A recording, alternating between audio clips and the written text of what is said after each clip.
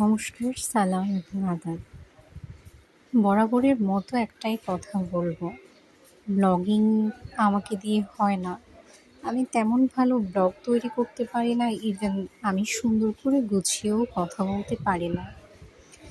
আপনারা যারা আমার কথাগুলোকে শুনে থাকেন, ভিডিওগুলো ওয়াচ করেন, একটা ভালো লাগা কিংবা রেসপেক্টের জায়গা থেকে বিষয়টা হয়ে আসে, কিংবা কারো কারো অনেক বেশি কিউরিয়াসিটি থেকে থাকে, সেই বিষয়টা থেকেই বিষয়টা উঠে আসে।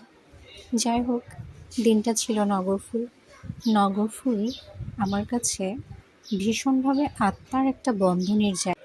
চট্টগ্রাম কিংবা বাংলাদেশের বিভিন্ন জায়গাতে আমাদের এই নগরফুলের অনেকগুলো ব্রাঞ্চ আছে, যেখানে সুবিধাবঞ্চিত শিশুরা পড়ালেখা করে থাকে, ঈদ বস্ত্র বিতরণের একটা অংশ হয়ে থাকে, কিংবা পুজোতে যে কাপড় চোপড় পাওয়া যায় সেই কাপড়েরও একটা অংশ আমরা আমাদের দিক থেকে চেষ্টা করে থাকি সেই বাচ্চাদের সাথে অংশীদার হতে। যাই হোক, নগরফুলের সাথে আমার আত্মার বন্ধনটা তৈরি হয়েছে মূলত 2020 থেকে, 20-এর শেষ সময়টা থেকে, যখন কোভিড এসে আমাদেরকে হানা দিয়ে চলে যায়। মূলত যখন আমি কিছুটা স্বাবলম্বী হওয়া শুরু করে থাকি তখন থেকে এই বাচ্চাগুলোর সাথে কাজ করতে গিয়ে তাদের অনুভূতিটা নিজের আত্মায় একেবারেই সূক্ষ্মভাবে তৈরি করতে গিয়ে অনেকবার মনে হতো, হয়তো এই জায়গায় আমিও দাঁড়িয়ে থাকতে পারতাম, হয়তো আমিও এই সুবিধাবঞ্চিত মানুষদের মধ্যে একজন সুবিধাবঞ্চিত মানুষ হয়ে এমন একটি জায়গায় থাকতে পারতাম। আমি যখন থেকেই স্বাবলম্বী হয়েছি, কিছু অনাথ আশ্রম কিংবা বৃদ্ধাশ্রমের সাথে যুক্ত হয়েছে, যতক্ষণ আমি স্বাবলম্বী ছিলাম না ততক্ষণ আমার মধ্যে এই অনুভূতিটা কখনোই কাজ করতো না। কিন্তু যখন থেকে এই অনুভূতিটা কাছে আসা শুরু হয়ে গেছে, তখন থেকে একটা আত্মার বন্ধন তৈরি হয়। এবং একটা সময় গিয়ে আমি অনেক কিছুই ফেস করতাম, হয়তো সব কিছু আপনাদের সোশ্যাল মিডিয়াতে প্রকাশ করা যায় না, বিকজ অফ সোশ্যাল মিডিয়া প্ল্যাটফর্মটা এমন, আমরা খেয়েছি, ঘুমিয়েছি, এক্সেট্রা, ব্লা ব্লা ব্লা, সব কিছুটাকে আমাদের পার্সোনাল লাইফের সাথে অ্যাটাচমেন্টে নিয়ে আসার ট্রাই করেন। এবার আমাদেরকে যে প্রতিকূল অবস্থাটা পার করতে হয়, যে কথাগুলো আমরা ফেস করে থাকি নিজের পায়ে দাঁড়াতে গিয়ে, সেই কথাগুলোর প্রতিটা কথা যদি সোশ্যাল মিডিয়ায় একটা একটা লাইন করে প্রকাশ হয়ে যায়, তখন আপনাদের কাছে মনে হবে নিজেদের মনের মাধুরী মিশিয়ে তার ফ্যামিলি লাইফ, তার পার্সোনাল লাইফ, সেখানেই এই জিনিসগুলোর ইফেক্ট পড়ছে। অ্যাকচুয়াল মাত্র সেটা নয়। আমরা যারা বিভিন্ন গ্রুপের সাথে কাজ করি, সোশ্যাল ওয়ার্কিংয়ের কাজ করি, আমাদের না লাইফে অনেক ভাই এমনটা নয় যে স্পেসিফিক্যালি আমাদের পরিবারের লোকেরা আমাদেরকে আঘাত করে কথা বলবে, কষ্ট দেবে, আমরা তাদের সেই কথাগুলোকেই সোশ্যাল মিডিয়া প্ল্যাটফর্মে এসে প্রকাশ করতে যাব।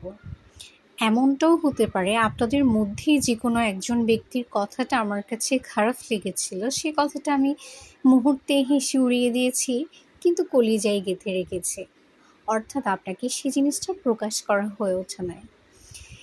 এই নগরফুলকে নিয়ে কাজ করতে গিয়ে এমন অনেক কিছুই হতো, যেহেতু আমি অনেকগুলো অনাথ আশ্রমের সাথে এঙ্গেজড আছি, কাউকেই তেমন একটা প্রকাশ করা হতো না, নগরফুলটাকে অনেক বেশি পাবলিশড করা হতো, বিকজ নগরফুল আমার যাওয়া আসাটা ভীষণভাবেই হতো, কখনো কলম, কখনো খাতা, কখনো পেন্সিল, কখনো রাবার, আর কিছু কিছু বেবিদের সাথে কিছু পিক নেওয়া। দ্যাটস ওয়াই মাঝে মাঝে সেই পিকগুলো পাবলিশড হতো। ট্রাস্ট মি, আমি কারো ক্ষতি, কারো ভালো কোনো বিষয়ের সাথে অ্যাগেনস্ট না। অন্তত আমার দিক থেকে একটা জিনিস মনে হয়, আমি যদি জীবনে কারো ভালো কিছু করতে না পারি, অন্তত আমার মাধ্যম দিয়ে যেন কারো ক্ষতি না হয়। পৃথিবীর সব মানুষগুলোর মধ্যে ভালো খারাপ সবটা মিশ্রিতভাবে থাকবে, তবে না আমরা মানুষ হব।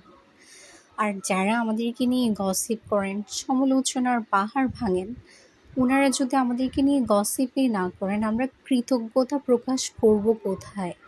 যদি সবাই ভালোবাসে, কেউ সমালোচনাই না করে, তাহলে এগিয়ে যেতে পারবো না, স্টিল নাও একটি জায়গাতেই দাঁড়িয়ে থাকবো।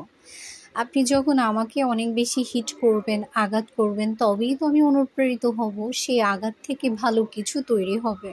যেমন একটা ড্রেসের দাগটা আসার পর হয়তো ড্রেসটা ভালোভাবে ড্রাই ওয়াশ করতে হবে, আদার দ্যান সেই ড্রেসটা একেবারেই বাদ দিয়ে নতুন একটা ড্রেসে যেতে হবে। সো লাইফটাও সেরকমভাবে সেই মানুষগুলোর সাথে মুছে হয় সেই মানুষগুলোকে মানিয়ে নিতে হবে, আদার দেন খুব বেশি ইম্পসিবল হলে বাদ দিতে হবে। তাই আমি জানি যে কয়টা মানুষ আমাকে ভালোবাসে, যাদের ভালোবাসার সাথে আমার একটা অংশ কাজ করে, তারা আমার কাছে আশীর্বাদ স্বরূপ। আর যারা আমার প্রত্যেকটা কাজে আমার পাশে থাকেন, আমি সবসময় ভিতর থেকে তাদের প্রতি অনেক বেশি পরিমাণে কৃতজ্ঞ থাকি এবং সেই কৃতজ্ঞতা মাঝে মাঝে প্রকাশ করে থাকি। সবথেকে মজার বিষয় হলো এই নগর ফুলকে অনেক বেশি করে হাইলাইট করার একটা বিষয়, কিছু বেবিরা আছে যারা আমাকে দিদি আপু বলে সম্বোধন করে না, মা বলে ডাকে। তাদের মা ডাকটা আমার হৃদয়টা ছুঁয়ে যায়। আর আমার এই বকবকগুলো এতক্ষণ যারা শুনেছেন আপনারা আপনাদের মতামতগুলোকে অবশ্যই কিন্তু কমেন্ট বক্সে দিয়ে যাবেন।